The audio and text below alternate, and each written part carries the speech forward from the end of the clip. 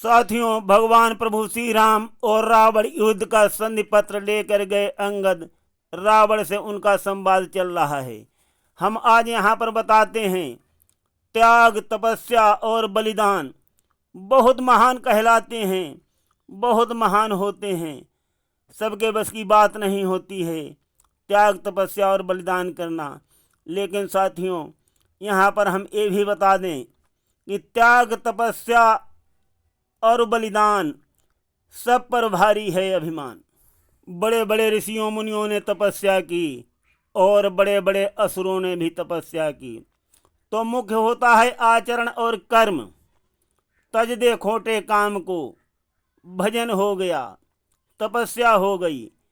अगर आचरण सही नहीं है तो तपस्या फलदायी नहीं होती फलदायी। रावण बहुत तपस्वी है, एक पैर खड़े होकर के तपस्या किया, लेकिन रावण ने तपस्या से मिली हुई शक्तियों का दुरुपयोग किया। इसलिए रावण को तपस्या फलदायी नहीं हो रही है। यहाँ पर भगवान प्रभु श्री राम के भक्त और दूत के सामने रावण की कोई वरदानी शक्ति भी काम नहीं आ रही है, कोई शक्ति काम नहीं कर रही है।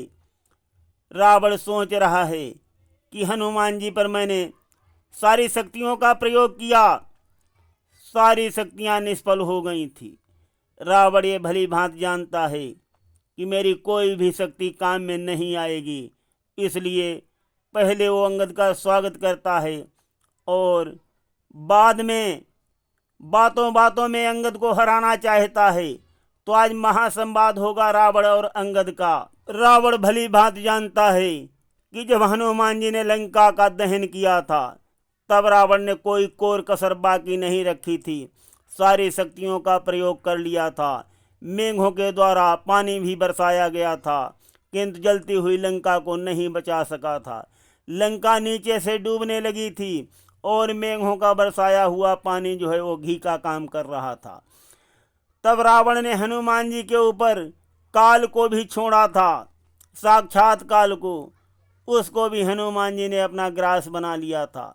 तब देवताओं की विनती के बाद हनुमान जी ने काल को छोड़ा था। साथियों, भगवान प्रभु श्री राम के दूतों और भक्तों पर कोई रावण की वरदानी शक्ति काम नहीं कर रही है, जस्ट उसका उल्टा फल मिल रहा है रावण को। इसलिए रावण यहाँ पर अंदर अंदर बहुत भयभीत है, किंतु अपने भाव छुपाए हुए है। रावण अपने डर के भाव छुपाए हुए है और आज अंगद से महाघोर संवाद होगा। सुनिए, आज हम भजन प्रसंग में सुनाते हैं रावण और अंगद का संवाद। इधर अंगद भगवान प्रभु श्री राम के गुण गाते हैं। सुन करके रावण क्रोधित होता है और कहता है अंगद से, सुरमंडल मुझसे हारा है, देवादि देव सब डरते हैं, वरुण देव निज हाथों से मेरे घर पानी भरते हैं। सूर्य देव मम इच्छा से पूरब से पश्चिम जाते हैं, संकेत मात्र से पवन देव सर्दी गर्मी पहुंचाते हैं। आगे कहता है, मुझ सा योद्धा मुझ सा पंडित जग में कोई और न दूजा है, अपने शीशों को स्वयं काट शंकर को मैंने पूजा है। मैंने इन बड़ी भुजाओं से कैलाश पहाड़ उठाया है, मेरे इन भीषण बाणों से ये त्रिभुवन सब थर्राया है। तो साथियों, रावण यहाँ पर अंगद को अपनी पहले किए हुए सारी कीर्ति का यश गान कर रहा है। और जैसे ही रावण कहता है कि मैंने अपने शीशों को स्वयं काट करके शंकर भगवान को चढ़ा दिए हैं, मुझसा योद्धा और मुझसा पंडित ज्ञानी इस संसार में कोई नहीं है, इस प्रकार से जैसे ही रावण बोलता है, अंगद जो हैं रावण की बात को पकड़ लेते हैं और क्या कहते हैं, जादूगिरी में निपुण हो लंका के नाथ, मैंने तो देखा नहीं तुम्हें चढ़ाते माथ। अंगद कहते हैं कि हे रावण, तुम केवल जादूगरी में निपुण हो, मैंने तुमको नहीं देखा है। कब तुमने अपने शीशों को काट करके शंकर भगवान को चढ़ाया है, मैंने नहीं देखा है।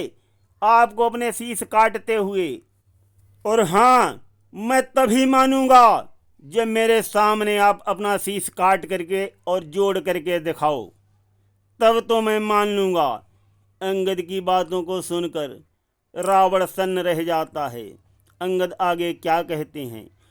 वो होता है बलवान नहीं जो गुण अपने ही गाता हो, देखा न सुना ये दृश्य कहीं, सिर कटा कहीं जुड़ जाता हो। यदि सचमुच विद्या आती है तो बात बड़ी बन जाएगी, जो सूपनखा की कटी नाक उस विद्या से जुड़ जाएगी। इस प्रकार से अंगद कहते हैं कि हे रावण, अगर वास्तव में आप कटांग जोड़ लेते हैं तो सूपनखा की जो नाक है वो कटी हुई है, आप जोड़ दो उसको, तो ये सारी जो लड़ाई हो रही है यही शांत हो जाएगी। श्री रामदूत अंगद कहते हैं, जब स्वयं आप इतने ज्ञानी, फिर क्यों रारी बढ़ाई है, फिर क्यों लड़ रहे हो? सूपनखा की नाक जो कट गई है उसको जोड़ लो। और अंगद आगे क्या कहते हैं?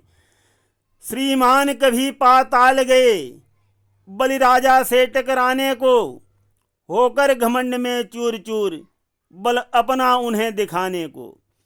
तब छोटे छोटे बच्चों ने बंदी तुम्हें बनाया था, घुड़शाला में दसीसों पर घी के दीप जलाया था।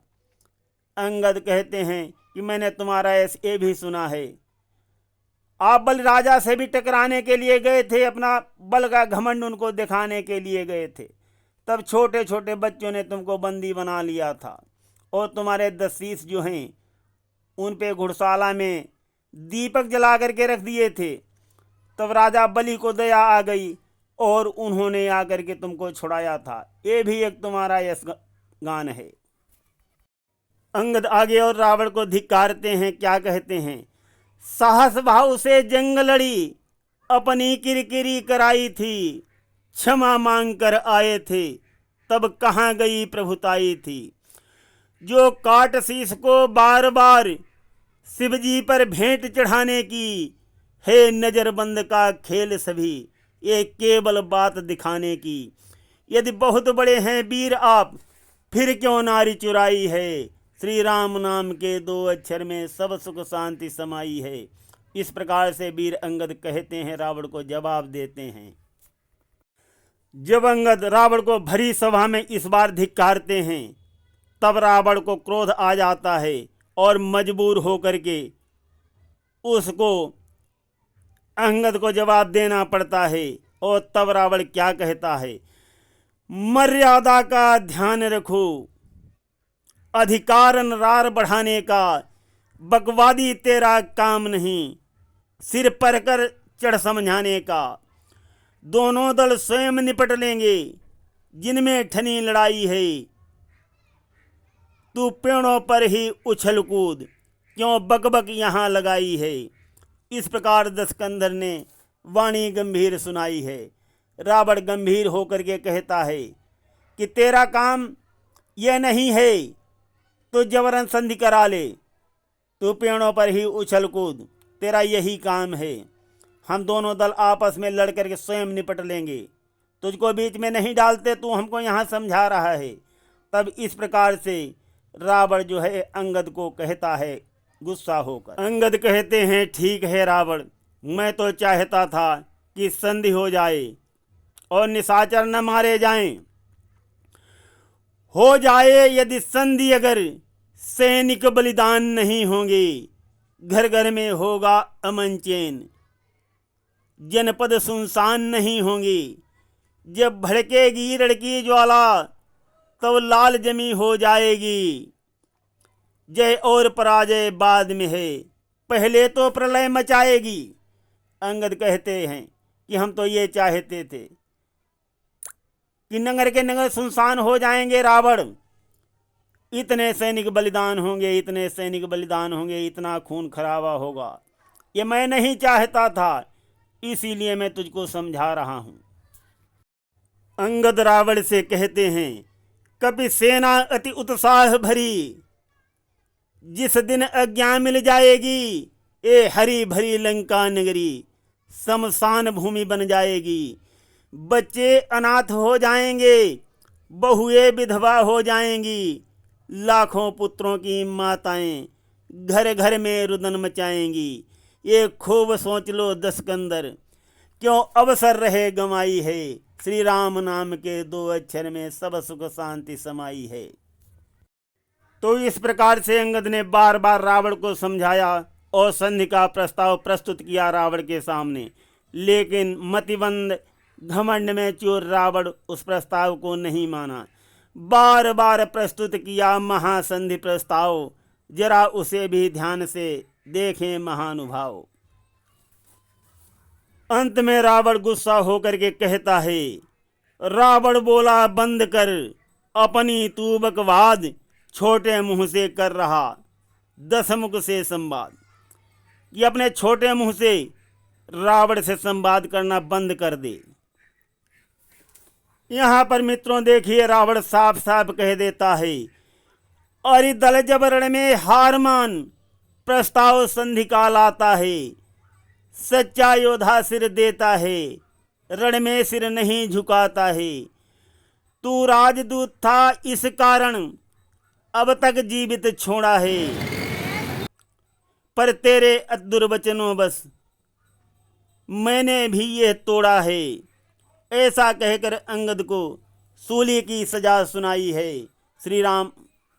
रावण कहता है कि दूत का काम होता है संधि का प्रस्ताव ला करके बता दे, और तूने अब तक जो दुर्वचन कहे हैं इस कारण मैं दूत को नहीं मारना चाहता था, और मैंने अपना वो वचन तोड़ दिया है, और अब मैं तुझे फांसी की सजा सुनाता हूँ। इस प्रकार से रावण अंगद को जवाब देता है।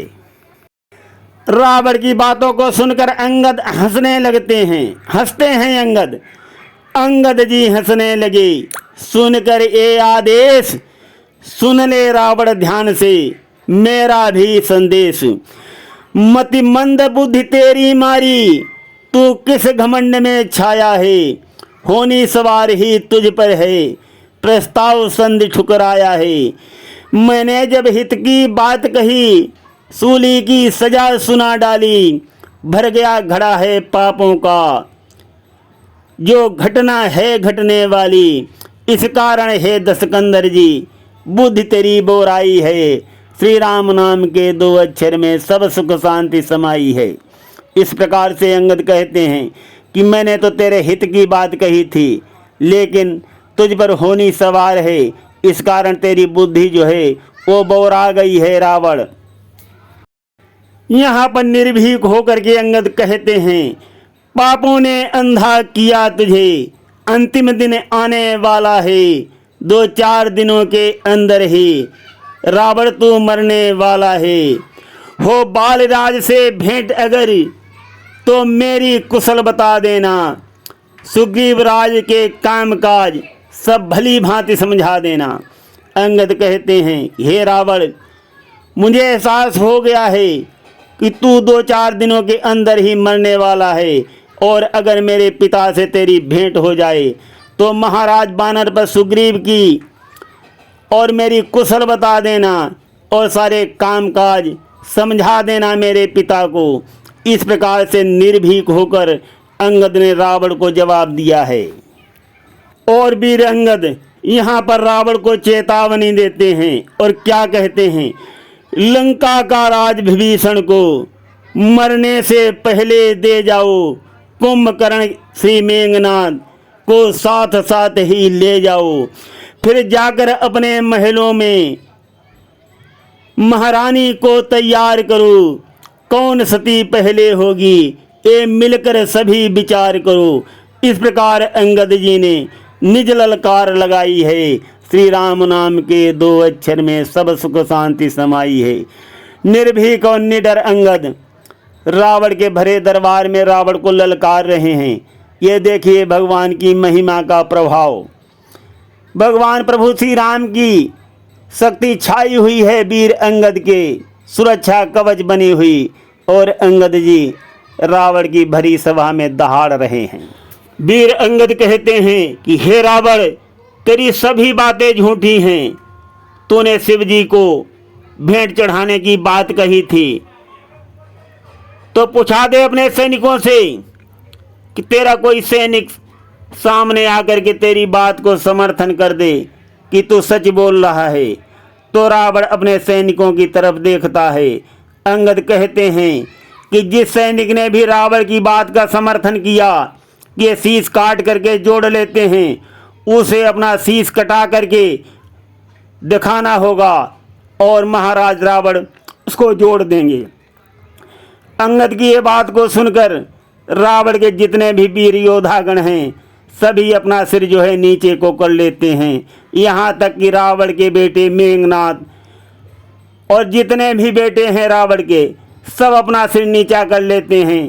कोई भी नहीं आता है अंगद के सामने जो अंगद ने बात कही है कि आओ और अपना सिर कटा करके रावण से जुड़ा लो। कोई नहीं आया। तो साथियों, रावण की भरी सभा में रावण के सभी योद्धागणों और बेटों ने भी अंगद की बात का समर्थन किया था, अपना सिर नीचे कर लिया था। जब इस प्रकार से वीर अंगद दहाड़ करके बहुत ही कटु वचन कहते हैं, तब रावण कहता है, तू बानर अति उन्मादी है, कटु शब्द बोलता जाता है। उन दोनों तपसी बच्चों का बल बुद्धि ज्ञान दर्शाता है। गुणहीन समझ वित माता ने घर से उन्हें निकाल दिया। खुद मरने और भटकने को जंगल में उनको डाल दिया। इस प्रकार से रावण अंगद को कहता है। अंगद बहुत गुस्सा हो जाते हैं। अंगद को बहुत गुस्सा आ गया। सोच रहे अंगद जी, जो सेवक अपने स्वामी की कानों से निंदा सुनता है, कुछ करता यदि प्रतिवाद नहीं, पातक गोवध का लगता है। अति क्रोधित होकर अंगद ने तब पैर जमी पर पटका है। तब लगी डोलने सब पृथ्वी, अति लगा करारा झटका है। इस प्रकार से अंगद ने रावण को शक्ति दिखाई है। श्री राम नाम के 2 अक्षर में सब सुख शांति समाई है। अंगद ने कस के पैर पृथ्वी पर पटक दिया है गुस्सा होकर के, और जैसे ही अंगद ने अपना पैर पटका है धरती हिलने लगी। रावण का मत्था चकराया। जब थर थर हिलने लगी धरा, तब मूर्छित हो सिंहासन पर रावण भी मही के ऊपर गिरा। गिर गए मुकुट भी रावण के, छिटक छिटक कर पृथ्वी पर। फिर समले दढ़कर मुकुटों को रखता है अपने सिर पर। 6 मुकुट उठा पाया रावण, अवसर ही मिला नहीं खल को। 4 मुकुट ले अंगद ने, जो फेंके हैं रामादल को। सभी सभा भयभीत हुई, रावण को क्रोध अपार हुआ। इस ओर सुनो कपिसेना में, कैसा प्रगट विचार हुआ। बोले क्या होने वाला है, ये कैसी माया छाई है। श्री राम नाम के 2 अक्षर में सब सुख शांति समाई है। अंगद के पैर पटकने से भगवान प्रभु श्री राम की कृपा से इतनी शक्ति है। सारी पृथ्वी डोलने लगी और रावण का सिंहासन कपने लगा। रावण धराशायी होकर के पृथ्वी पर गिर पड़ा और उसके मुकुट भी गिर गए। तो 6 मुकुट ही रावण उठा पाया, उसको अवसर नहीं मिला। 4 मुकुट अंगद ने उठा करके और रामादल को फेंक दिए। मुकुटों को देख करके यहाँ कपिसेना में भी शंका छा गई कि पता नहीं क्या होने वाला है। वो मुकुट जो है दामिन की तरह चमक रहे हैं। यहाँ बानर सेना सोच रही, ये तारे या अंगारे हैं, शक्तिवान या फरसा है। हम सबको निर्बल करने को असुरीय तिलस्मी बरसा है। कपियों की इस शंका पर श्री राघवेंद्र मुस्काए हैं। ये है नक्षत्र या अस्त्र नहीं, अति मधुर शब्द दर्शाए हैं। भगवान ने, प्रभु श्री राम ने कपिगणों को सशंकित देख करके बहुत मधुर वाणी में कहा कि ये डरने की कोई बात नहीं, ये कोई ऐसी बात नहीं। भगवान प्रभु श्री राम जी सारे 21 गणों को समझाते हैं। भगवान प्रभु श्री राम मधुर वचनों में कहते हैं, मुझको प्रतीत ये होता है रावण के ये मुकुट सभी। जो भगवान प्रभु श्री राम की बातों को सुनकर श्री हनुमान जी जाते हैं और वो बाल तने के द्वारा फेंके गए मुकुटों को उठाकर लाते हैं और भगवान प्रभु श्री राम के समीप रख देते हैं। और यहाँ रावण जो है अपने सैनिकों से कहता है कि इस दूत को उठा करके लंका के बाहर फेंक दो। अंगद कहते हैं कि तुम मुझे मारोगे और फेंकोगे, तुम में से अगर कोई मेरा पैर ही पृथ्वी से उठा दे तो मैं सीता माता को हार जाऊंगा। ये शर्त रावण मंजूर कर लेता है और रावण के बड़े बड़े योद्धागण, रावण के वीर पुत्र सभी अंगद के पैरों को पकड़ते हैं। साथियों, देखो कैसी होने की लीला है, भगवान प्रभु श्री राम की माया है।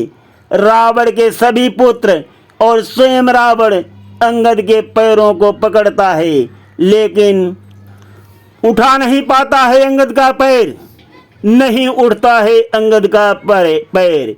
ये भगवान प्रभु श्री राम की माया की महिमा है, भगवान प्रभु श्री राम का प्रभाव है। अंगद जी भगवान प्रभु श्री राम की विनती कर रहे हैं कि हे प्रभु, आपके ही हाथ में मेरी लाज है। कोई शर्त नहीं जीत पाता है और अंगद जी वापस रामादल में आ जाते हैं। आज हम प्रसंग को यहीं पर विश्राम देते हैं। सुनते रहिए। धन्यवाद।